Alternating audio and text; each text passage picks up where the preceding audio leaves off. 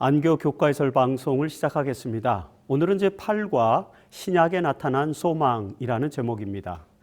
우리는 지난 4과에서 구약에 나타난 소망을 자세하게 공부하였습니다. 구약에서 죽은 자의 부활에 관한 소망이 욥의 고백과 그리고 고라자손의 시와 다윗의 시에서 구체적으로 나타나고 있었으며, 또 이사야의 예언의 기별에서도 의인들의 구원과 부활에 대한 소망이 나타나고 있음을 살펴보았죠. 그리고 또 다니엘서 12장에서 특별부활의 소망까지 우리는 살펴보았습니다. 이처럼 구약에서 나타난 부활의 소망의 기초에서 유대인들은 죽은 자의 부활에 대한 신앙을 가지고 있었죠. 기원전 2세기에 등장한 사두개인들은 부활을 믿지 않았지만 바리새인과 에세네인들은 물론이고 대부분의 유대 종교 지도자들은 부활에 대한 확실한 소망을 가지고 있었습니다. 그리고 그런 부활에 대한 소망은 신약 성경을 기록한 유대인 저자들에 의해서도 계승되고 있죠. 우리는 복음서를 비롯해서 신약의 많은 성경 내용들을 통해서 죽은 자의 부활과 그로 인한 종교적 소망에 대해서 살펴볼 수 있습니다. 자, 그 내용들을 본격적으로 살펴보기 전에 오늘 우리가 공부하는 이 교과에 기억절로 제시된 요한일서 5장 11절로 12절의 말씀을 먼저 읽어보죠. 또 증거는 이것이니 하나님이 우리에게 영생을 주신 것과 이 생명이 그의 아들 안에 있는 그것이라. 아들이 있는 자에게는 생명이 있고 하나님의 아들이 없는 자에게는 생명이 없느니라. 여러분, 이 성경절에서 요한은 영생은 하나님께서 우리에게 주신 것인데 그 영생은 반드시 아들 예수 그리스도 안에 있는 생명을 통해서 주어지는 것임을 설명하죠. 따라서 하나님의 아들이 없는 자에게는 생명, 즉 영생이 없다는 것입니다. 자, 이 말씀은 사람이 죽어도 영혼은 불멸한다는 그런 영혼불멸 사상이 성경적 가르침이 아니라는 사실을 알게 해주죠. 영원한 생명은, 불멸은 모두에게 주어지는 것이 아니라 하나님의 아들 예수 그리스도 안에 있는 자에게만 주어지는 것입니다. 따라서 영혼 불멸이 아니라 엄밀한 의미에서 조건적 불멸인 것이죠. 재림교회는 이 확실한 기독교 전통 중에 하나인 조건적 불멸의 사상을 확고하게 믿고 있습니다. 1840년대 재림운동 당시에 조지 스토로스에 의해서 강조되었고요. 그 다음에 크리스천 커넥션 신자들이 확고하게 믿었으며, 특별히 엘렌 화이트 역시 어린 나이에 재림운동과 더불어서 영혼불멸 사상이 잘못된 것이라는 사실을 깨달으면서 안식일 준수 재림 신도들은 초기부터 조건적 불멸의 교리를 교리적 랜드마크로 삼았죠. 이 조건적 불멸 사상에서는 영혼 불멸이 아니라 죽은 자의 부활을 강조하는 것입니다. 자, 이제 그 부활의 소망이 신약 성경에서 어떻게 나타나고 있는지를 함께 살펴보도록 하겠습니다.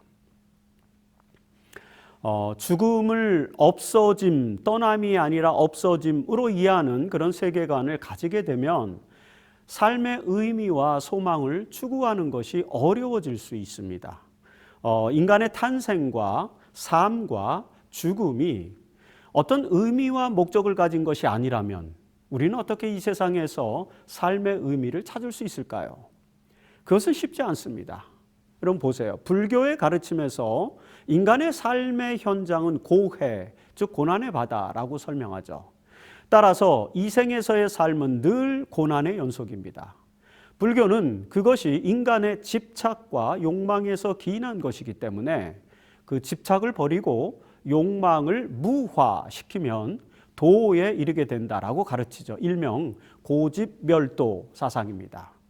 자, 이런 사상에 따르면 이 세상에서의 삶의 의미를 찾기는 쉽지 않습니다. 그래서 염세주의적 사상에 빠질 수 있죠. 여러분, 이런 사상은 서양의 실존주의 철학에서도 나타납니다. 사르트르라고 하는 철학자는 존재와 무라고 하는 책에서 우리의 순수 의식은 아무것도 없는 것이며 인간은 그저 우연성에 의해서 존재한 것이기 때문에 사실 그 의미나 목적 같은 것은 없다라고 이렇게 가르치죠. 따라서 인간은 어떻게 살아도 자신의 실존 속에서 선택의 의지에 따라서 살면 되는 것이다 라고 이렇게 가르칩니다. 물론 사르트르는 이런 실존적 의식을 가지게 된다면 매 순간 최선을 다한 선택을 할 수 있다고 설명합니다. 하지만 그 선택의 궁극적인 결과가 죽음으로 소멸되는 것이라면 여러분 어떻게 매 순간을 최고의 선택을 하면서 살 수 있겠습니까? 이런 실존적인 이해에서 과연 희망 담론이 가능할까요? 그리고 어떻게 보면 그가 말한 그 최고의 선택이라는 것이 사실은 삶의 의미와 목적을 설명하는 것은 또 아닐까요? 이런 불교라든지 또는 사르트르의 실존주의 철학 이런 사상들과는 달리 기독교는 탄생에서부터 삶과 죽음에 이르기까지 희망의 의미를 추구하는 세계관을 강조한다는 점을 기억할 필요가 있습니다.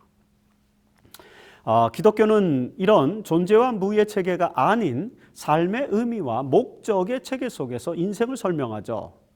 특별히 죽음이라는 이 비극적 실존 앞에서 기독교는 매우 강력한 희망을 제시하고 있는데 그것은 바로 부활이라는 가르침을 통해서 나타납니다. 신약에서 부활의 신학이 기독교의 가장 중요한 기별이 된다는 사실을 강조하는 것은 바로 고린도전서 15장이죠.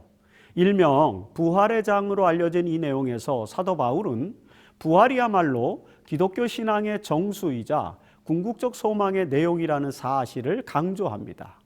여러분, 이 고린도전서 15장 12절에서 바울은 부활이 없다고 주장하는 사람들에게 이같이 반문하죠. 그리스도께서 죽은 자 가운데서 다시 살아나셨다 전파되었거늘 너희 중에서 어떤 사람들은 어찌하여 죽은 자 가운데서 부활이 없다 하느냐. 자, 바울 당시에 이방인들 중에서는 당연히 부활을 믿지 않는 사람들이 많았겠죠. 그런데 특별히 그리스도를 믿는 고린도 교인들 중에서도 여러분 부활 사상을 믿지 않는 경우가 있었던 것 같습니다. 그래서 바울은 죽은 자의 부활에 대한 논증을 지금 이 15장에서 전개하는 것이죠. 자, 보십시오. 고린도전서 15장 13절에서 만일 죽은 자의 부활이 없으면 그리스도도 다시 살아나지 못하였으리라고 기록하죠. 바울은 그리스도의 부활이야말로 죽은 자의 부활을 이해하는 핵심 내용임을 강조하는 것입니다. 그리고 14절에서 그리스도께서 다시 살아나지 못하셨으면 우리가 전파하는 것도 헛것이요 너희 믿음도 헛것이며 라고 설명합니다. 자, 여러분, 바울의 논리는 이런 것입니다. 죽은 자의 부활이 없다고 주장하는 고린도 교인들에게 바울은 지금 그리스도의 부활이 죽은 자의 부활을 예증하는 것인데 그 그리스도의 부활이 없다면 기독교 신앙은 잘못된 것이라는 논증인 것입니다. 그리고 바울은 고린도전서 15장 15절로 16절에서 만일 죽은 자가 다시 살아나는 일이 없으면 하나님이 그리스도를 다시 살리지 아니하였으리라고 재차 강조를 하게 됩니다. 여러분, 그리스도께서 부활하신 것은 죽은 자의 부활이 확실한 믿음의 대상이 된다는 것을 설명한다는 것입니다. 그래서 바울은 2장 16절에서 이 15장 16절에서 그리스도께서 다시 살아나신 일이 없으면 너희 믿음도 헛되고라고 또다시 강조하죠. 그리고 19절에 가서도 그리스도 안에서 우리가 바라는 것이 다만 이 세상의 삶뿐이면 모든 사람 가운데 우리가 더욱 불쌍한 자이리라고도 설명합니다. 이처럼 예수의 부활과 그로 인한 죽은 자의 부활이야말로 우리의 소망이자 기쁨이라는 점을 바울은 강조하고 있는 것입니다. 여러분, 이런 바울의 권면을 주목해야만 하겠죠. 그리스도인의 희망은 예수의 부활로 인해 보증이 된 죽은 자의 부활에 있음을 우리는 기억해야 합니다. 그리고 이 부활의 소망을 가져야만 비로소 우리는 이 고난의 세상에서 희망을 가질 수 있다는 것입니다. 그래서 엘렌 화이트는 증언보감 2권 109페이지에서 이렇게 말하죠. 자, 그분께서 당신의 죽음과 부활로서 우리에게 소망의 문을 열어두지 않았을 것 같으면 우리는 흑암의 공포와 절망의 비극 외에 아무것도 알지 못했을 것이다 라고 그렇게 권면하는 것입니다. 불교의 고집멸도의 이런 가르침이나 사르트르의 nothingness, 존재와 무, nothingness의 가르침, 이런 것에는 이제 염세주의와 허무가 있지만 사실 바울의 죽은 자의 부활의 가르침은 희망이 있습니다. 우리는 이 희망으로 이웃을 구원해야 할 사명을 또 가진 사람들임을 기억해야 할 것입니다. 여러분, 죽은 자의 부활이 기독교의 희망의 궁극적 원리라면 그 부활은 언제 경험하게 되는 것일까요? 성경은 우리의 소망이 사실 예수의 다시 오심에 있음을 설명하고 있죠. 자, 그 예수의 다시 오심, 즉 재림의 때가 바로 죽은 자가 부활하는 때임을 신약은 자세하게 설명하고 있습니다. 그래서 월요일 소지에서는 바로 그 예수의 다시 오심에 대한 소망의 기별을 살펴보는 것입니다. 자, 예수님의 생애와 가르침에 대한 신약의 내용 중에서 기독교 신학이 주목하는 것은 우선 예수의 대속적 죽음이죠. 그리고 육체의 부활이고 그리고 가시적인 재림, 이런 것들입니다. 여러분, 예수의 십자가 죽음과 육체의 부활은 이미 성취되었죠. 그러나 그분의 가시적인 재림은 아직 이루어지지 않았습니다. 그럼에도 불구하고 우리는 신약 성경에서 300번 이상 강조되고 있는 이 예수의 재림에 주목하지 않을 수 없는 것이죠. 여러분, 예수님께서 내가 속히 오시리라는 이런 말씀은 신약의 맨 마지막 책인 요한계시록에서도 4번씩이나 나타나고 있습니다. 이처럼 예수께서 모든 역사를 마치시고 영원한 하나님 나라를 세우기 위해서 마지막 날에 다시 오실 것에 대한 이 약속과 더불어 부활에 대한 소망을 이해하는 것이 필요합니다. 자, 예수의 재림에 대한 약속이 가장 잘 나타난 곳이 어딜까요? 요한복음 14장 1절로 3절 아닙니까? 우리가 잘 알고 있는 이 성경절에서 예수는 내가 너희를 위하여 거처를 예비하러 가노니 가서 너희를 위하여 거처를 예비하면 내가 다시 와서 너희를 내게로 영접하여 나 있는 곳에 너희도 있게 하리라고 재림의 약속을 하셨습니다. 이 약속은 예수님께서 제자들에게 남기신 마지막 말씀에 포함되어 있죠. 여러분, 순환주간의 마지막 지점인 목요일 밤에 마가의 다락방에서 주의 만찬과 함께 예수님은 긴 담화의 말씀을 하셨는데 이 담화의 말씀을 하실 때 이 재림의 약속이 들어 있었습니다. 그리고 이 약속은 또 하늘로 승천한 직후에 너희 가운데 하늘로 올려지신 이 예수는 하늘로 가심을 본 그대로 오시리라는 이 사도행전 1장 11절에 있는 이 천사의 말에서도 반복되었죠.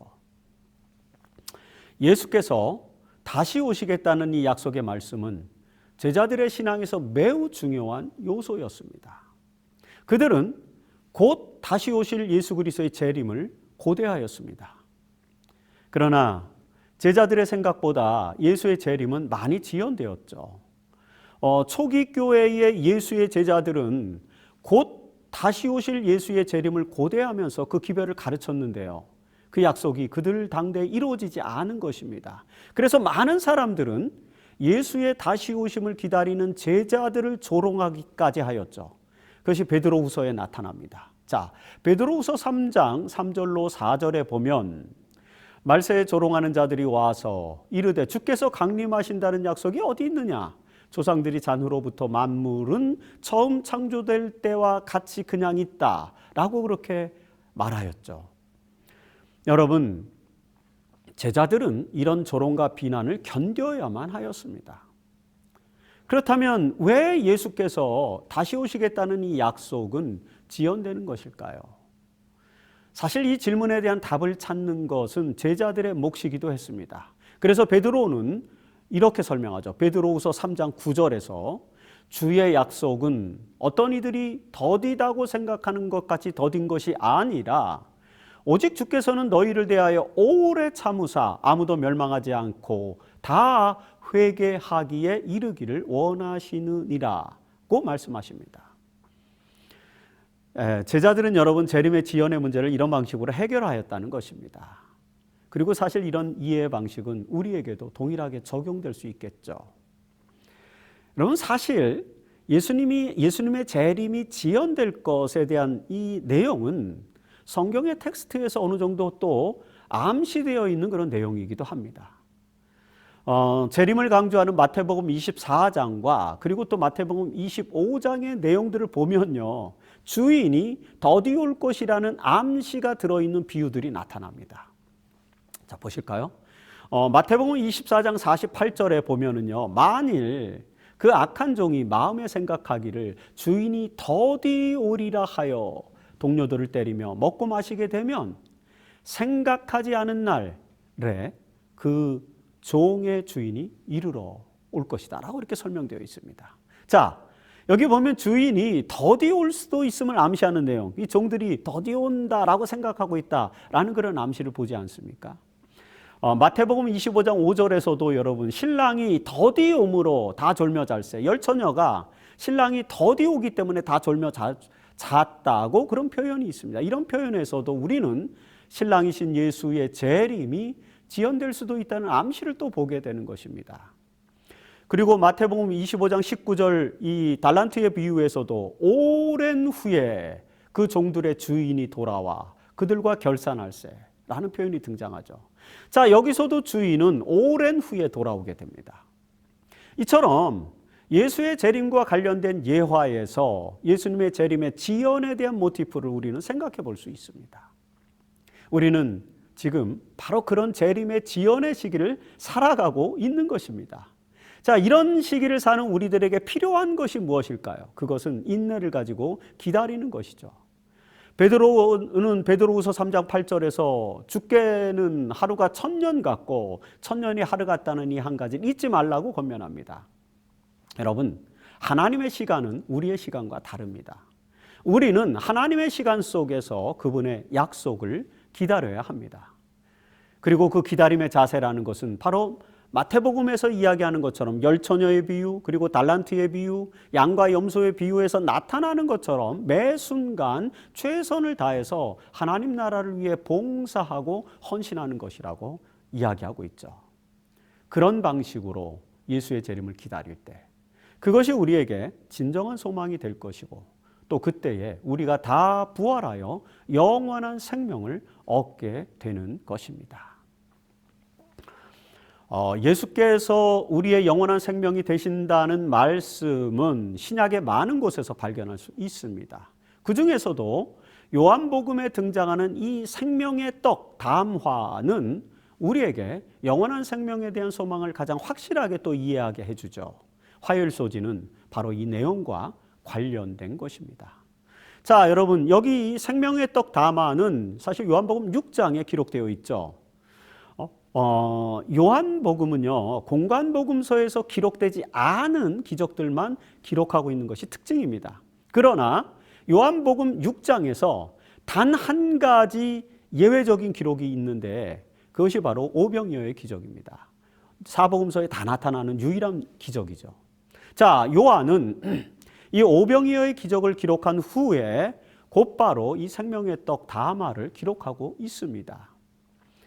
어떤 면에서는 요한이 오병이어의 기적을 기록한 목적이 바로 이 생명의 떡 담화와 연결시키려 한 것이 아닌가라고 이렇게 우리는 추론해 볼 수 있는 것입니다. 그리고 여러분, 이 생명의 떡 담화에는 주의 만찬 모티프가 또 나타나기도 합니다. 왜냐하면 요한복음에는 마태, 마가, 누가와는 달리 별도로 주의 만찬에 대한 기록을 남기지 않습니다. 그래서 이 요한복음 6장에서 생명의 떡 담화를 기록할 때 그 안에 이 주의 만찬 모티프를 드러내주고 있는 것이 매우 특별한 특징이라고 볼 수 있는 것입니다. 자, 이런 배경 아래 기록된 생명의 떡 담화에서 우리는 다음과 같은 몇 가지 중요한 개념들을 정리해 볼 수 있습니다. 첫째, 예수님은 백성들에게 영생을 위한 양식을 구하라고 말씀하십니다. 요한복음 6장 27절에서 썩을 양식을 위하여 일하지 말고 영생하도록 있는 양식을 위하여 하라, 이 양식을 인자가 너희에게 주리니 라고 말씀하십니다. 여러분, 이 말씀의 배경은 이렇습니다. 자, 5천 명의 군중들은 오병이어의 기적으로 떡을 먹고 배부른 경험을 하게 됩니다. 이 백성들은 이제 예수를 찾아서 가버나움까지 와서 모세가 만나를 먹게 해주었던 것처럼 우리에게도 표적을 보여달라고 또다시 요청합니다. 그때 예수님께서는 그 만나는 모세가 준 것이 아니라 하나님 아버지께서 주신 것이며 이제 그 하나님께서는 참떡을 주실 것인데, 요한복음 6장 33절에 보면 이 하나님의 떡을 하나님이 떡을 하늘에서 내려서 세상에 생명을 주는 것이니라 라고 이렇게 말씀하십니다. 자, 이런 말씀을 하시면서 생명의 양식을 위하여 일하라고 권면하는 것이죠. 예수님은 생명의 양식을 위하여 일하는 사람들에게 생명의 떡이 하늘에서 내려줄 것이라고 지금 말씀하는 것입니다. 이것이 첫 번째 교훈입니다. 자, 그리고 둘째, 이 생명의 떡은 바로 예수 그리스도를 상징한다는 것이죠. 요한복음 6장 35절에서 예수께서는 나는 생명의 떡이니 내게 오는 자는 결코 줄이지 아니할 터이요. 그리고 여러분 추가로 나를 믿는 자는 영원히 목마르지 아니하리라고 말씀하십니다. 사실 여기 예수님은 생명의 떡이자 또 생명의 음료가 되셨다라고 이렇게 설명하는 것입니다. 우리는 예수님께서 주의 만찬에서 이 떡은 나의 몸이라 그리고 이 잔은 나의 피라고 말씀하신 것을 공관복음을 통해서 잘 읽고 있습니다. 그렇죠? 자, 요한은 이런 주의 만찬 모티프를 지금 여기 생명의 떡 담화를 통해서 설명하는 것입니다. 이것이 나중에 더 구체적으로 나타나는데 그것은 뒤에서 설명하겠습니다. 그리고 예수님은 나는 생명의 떡이니라고 말씀하시면서 특별히 그의 신성의 특성을 드러내셨다고 요한은 기록합니다. 자, 여기에 표현된 헬라어는 에고에이미라고 하는 문법인데, 단어인데, 이 표현은 출애굽기 3장 14절에서 등장하는 하나님의 이름, 즉 스스로 있는 자 야훼라는 이름과 동일한 용법인 것을 우리는 잘 알고 있습니다. 요한복음에서는 이 에고에이미, 나는 존재다, 나는 이다, 뭐 이런 표현, 이런 문법, 즉 야훼 하나님의 이름과 같은 의미를 담은 이런 모티프들을 우리는 요한복음에서 많이 읽게 됩니다. 그리고 그중 하나가 바로 여기서 나는 생명의 떡이니라는 그런 표현에서 나타나는 것이죠. 자, 이 표현에서 우리는 예수께서 하나님이셨으며 인류에게 영생을 주기 위해서 이 땅에 오신 존재, 즉 생명의 떡이심을 알게 되는 것입니다. 자, 그리고 셋째, 예수께서 이 생명의 떡이 되신 것은 아버지의 뜻을 따라서 이 땅에 내려오신 것이다라고 하는 그런 내용입니다. 이스라엘을 먹이기 위해서 하늘에서 만나를 내렸듯이 예수는 인류를 구원하기 위해서 하늘에서 내려오셔서 생명의 떡이 되셨는데 그것은 하나님의 뜻이었다는 것입니다. 자, 요한복음 6장 40절에서 내 아버지의 뜻은 아들을 보고 믿는 자마다 영생을 얻는 이것이니 마지막 날에 내가 이를 다시 살리리라 하시니라고도 말씀하십니다.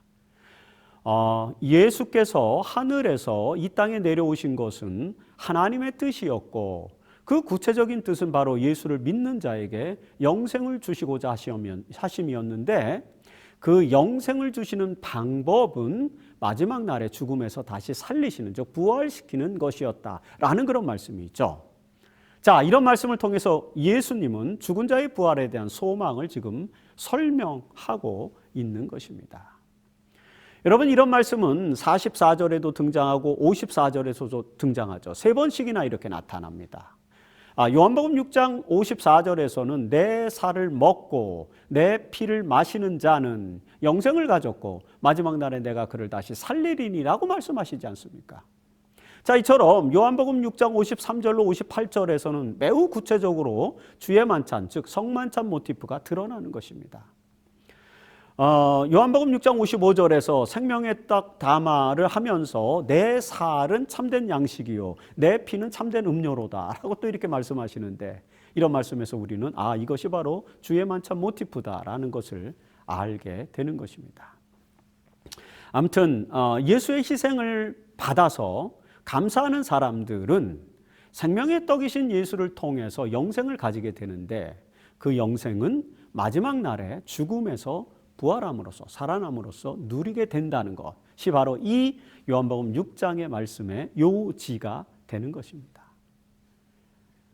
여러분, 그러므로 우리는 예수의 살과 피를 통해서 영생을 얻게 되었고, 즉 생명의 떡을 통해서 영생을 얻게 되었고, 죽음에서 다시 살아나게 될 것을 확신하는 말씀을 바로 이 요한복음 6장에서 발견하게 되는 것입니다. 이처럼 요한복음 6장은 우리에게 부활의 희망을 주고 있다는 것이죠. 예수를 믿음으로 구원을 약속받은 사람들을 예수께서 다시 살리실 것이라는 이 말씀은 부활에 대한 소망을 말해주는 것입니다. 그리고 이 마지막 날에 일어날 부활의 사건을 여러분 가장 생생하게 묘사한 내용은 데살로니가전서 4장에 등장하죠. 자, 데살로니가전서 4장 13절에서는 형제들아, 자는 자들에 관하여는 너희가 알지 못함을 우리가 원하지 아니하노니 이는 소망 없는 다른 이와 같이 슬퍼하지 않게 하려 함이라고 말씀하십니다. 여러분, 이 말씀에 의하면 데살로니가에 있던 교인들 중에는 죽은 자들에게는 소망이 없다는 그런 믿음을 가진 사람들이 있었음을 알게 됩니다. 사실 그들은 바울의 기별을 듣고 그리스도인이 되었죠. 바울은 예수의 다시 오심에 관한 기별을 가르쳤고요. 그리고 데살로니가 교회 교인들은 예수께서 곧 오실 것이라고 또 믿었습니다.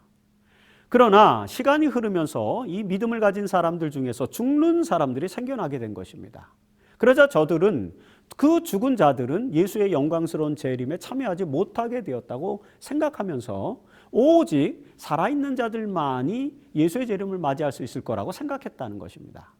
그러나 바울은 그런 데살로니가 교회 교인들에게 그것이 아니라고 설명하는 것입니다. 자, 죽은 자들의 이후 상태에 대하여 잘 이해하고 소망을 가져야 한다고 지금 말씀하는 것입니다.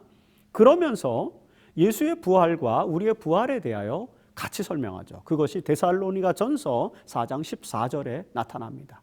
보실까요? 우리가 예수께서 죽으셨다가 다시 살아나심을 믿을진데 이와 같이 예수 안에서 자는 자들도 하나님이 그와 함께 데리고 오시리라는 그런 설명입니다.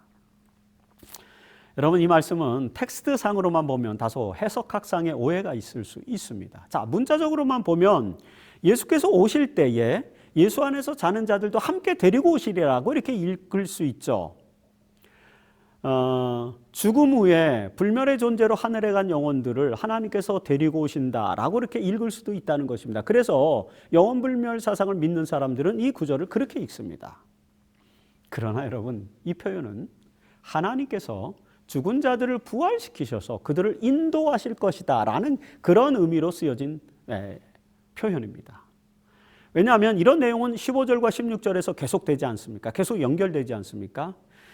이 말씀에서 강조하는 부분은 바로 예수의 부활이 보증이 되어서 그 예수 안에서 자는 자들도 부활을 경험하게 될 것이라는 내용이에요. 따라서 죽은 자들도 부활하여서 예수를 맞이할 것이기 때문에 소망을 가질 수 있다는 것입니다.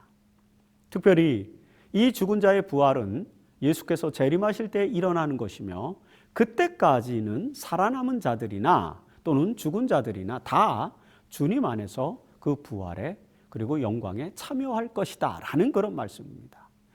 그래서 데살로니가전서 4장 15절에서 주께서 강림하실 때까지 우리 살아남아 있는 자도 자는 자보다 결코 앞서지 못하리라고 단호하게 말씀하는 것입니다.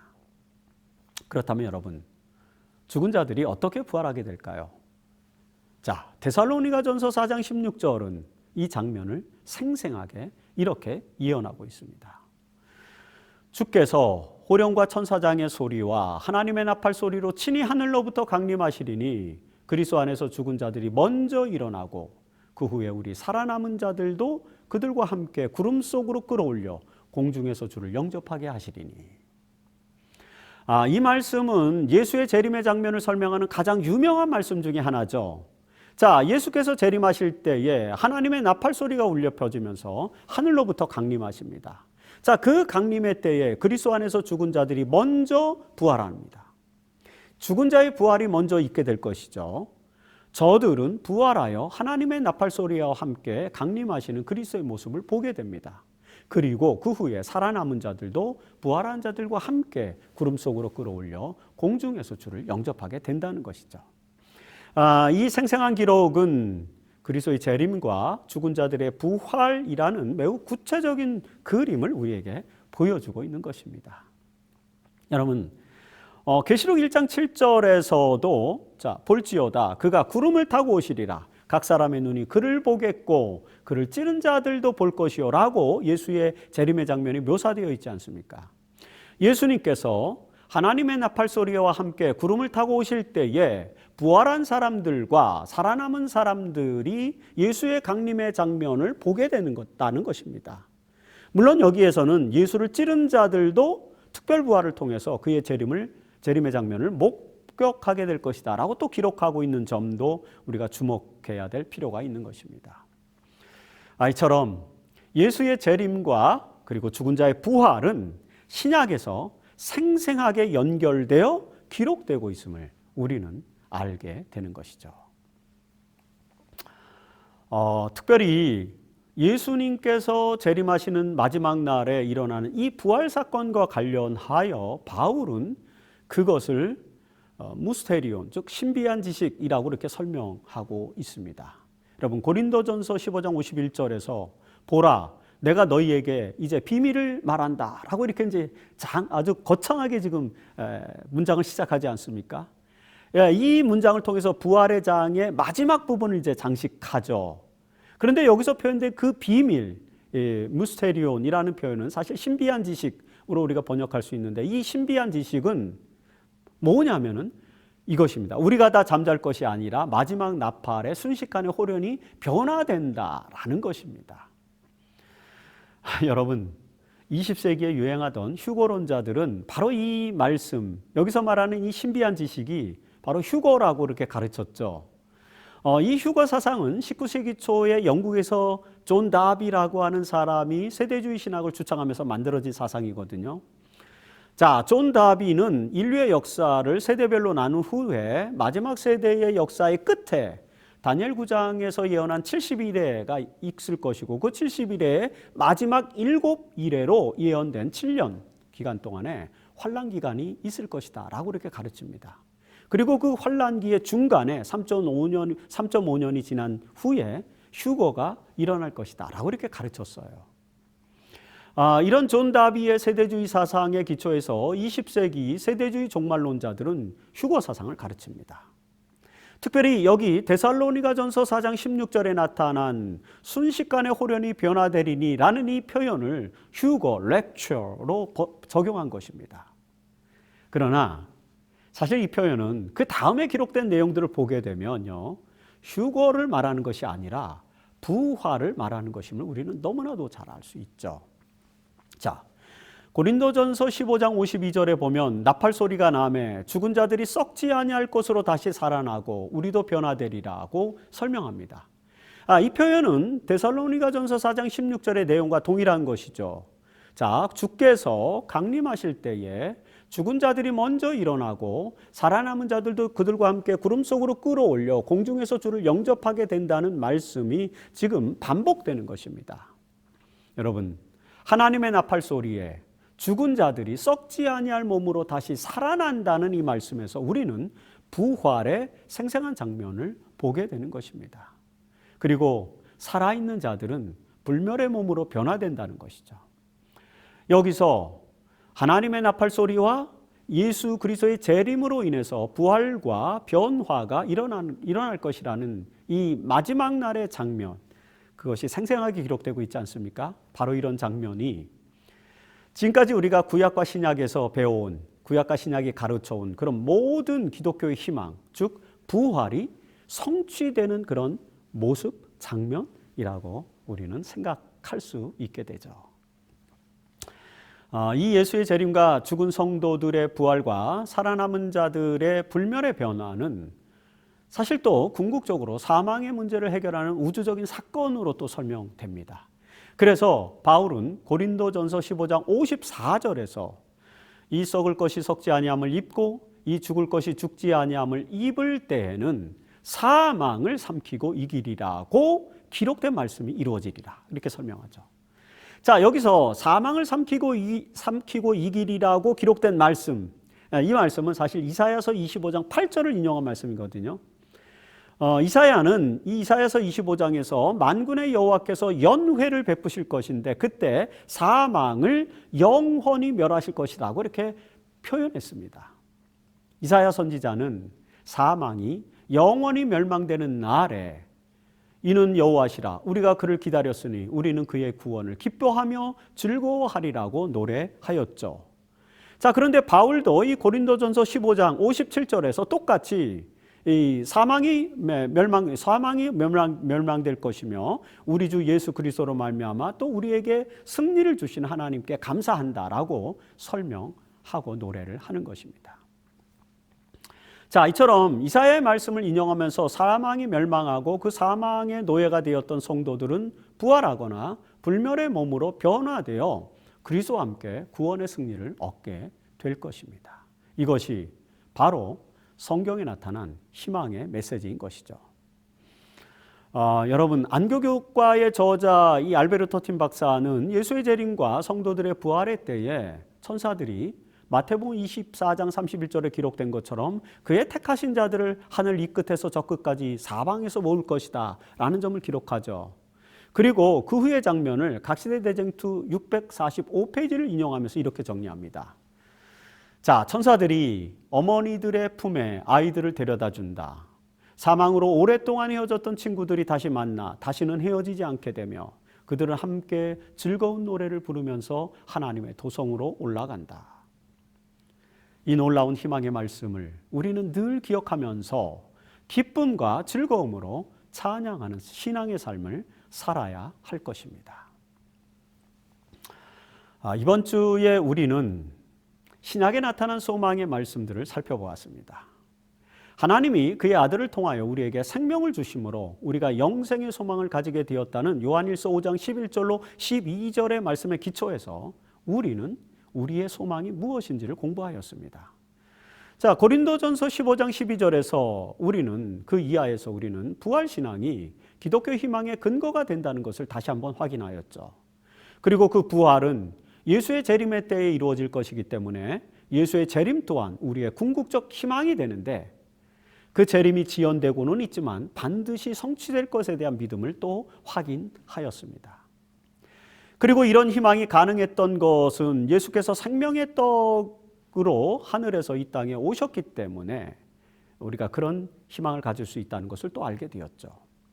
예수님께서는 생명의 떡이 되셔서 우리에게 생명을 주시고 또 마지막 날에 성도들을 다시 살리실 것을 3번씩이나 확인해 주셨습니다. 이런 부활은 예수께서 강림하실 때에 죽은 자의 부활과 산자의 불멸의 변화로 성취될 것이라는 것이 데살로니가 전서 4장 13절로 16절에 또 기록되어 있습니다. 그리고 고린도전서 15장 51절에서 바울은 이 부활의 사건을 비밀, 즉 신비한 지식으로 설명하고 있는 것도 살펴보았습니다. 이처럼 신약에서 나타나고 있는 놀라운 소망의 기별이 우리에게 감사와 기쁨의 신앙생활을 가능하게 해준다는 것을 이번 주에 우리는 전체적으로 살펴본 것입니다. 자, 이제 교과를 마무리하면서 부활의 희망에 대한 엘렌 화이트의 권면을 한번 읽어보겠습니다. 사도행적 259페이지에 나오는 내용이죠. 이와 같이 예수 안에서 자는 자들도 하나님이 저와 함께 데리고 오시리라고 바울은 기록하였다. 많은 사람들이 이 성경절을 자는 자들이 그리스도와 함께 하늘에서 올 것이라고 해석하나 바울은 그리스도께서 죽음에서 부활하신 것처럼 하나님께서 자는 성도들을 그들의 무덤에서 불러내어 그리스도와 함께 하늘로 데려가시리라는 것을 의미하였다. 이것은 데살로니가 교회뿐 아니라 어느 곳에 있든지 모든 그리스도인들에게 얼마나 귀한 위안이 되며 영광스러운 희망인가. 여러분, 이 설명은 수엘소지에서 설명한 것과 같은 내용이죠. 성경은 마지막 날에 성도들이 부활할 것을 분명하게 말씀하십니다. 성도들이 부활하고 불멸의 몸으로 영원한 생명을 얻게 되는 것은 예수께서 하늘로부터 오신 생명의 떡이 되셨기 때문이었습니다. 그분의 살과 피를 통해서 우리는 영원한 생명을 보증받았고 예수께서 다시 오실 때의 부활을 통해서 그 영원한 생명을 얻게 될 것입니다. 이 놀라운 희망의 말씀이 언제나 우리의 신앙 속에서 살아 있어야겠죠. 신약에서 바울과 예수의 제자들은 특히 이런 권면의 말씀들을 많이 남기고 있습니다. 예수의 재림은 지연되고 있고 그분께서 다시 오시겠다는 약속은 점점 희미해지는 것처럼 보입니다. 그렇지만 주께서는 하루가 천년 같고 천년이 하루 같으신 분이시죠. 그분께서는 다시 오심과 부활에 대한 확실한 약속을 우리에게 주셨습니다. 우리는 그 약속을 믿고 소망을 가지고 살아가야 할 것입니다. 그 소망의 가르침으로 우리도 이사야와 바울처럼 감사와 기쁨으로 살게 되기를 바라면서 이번 주 교과해설 방송을 마치겠습니다.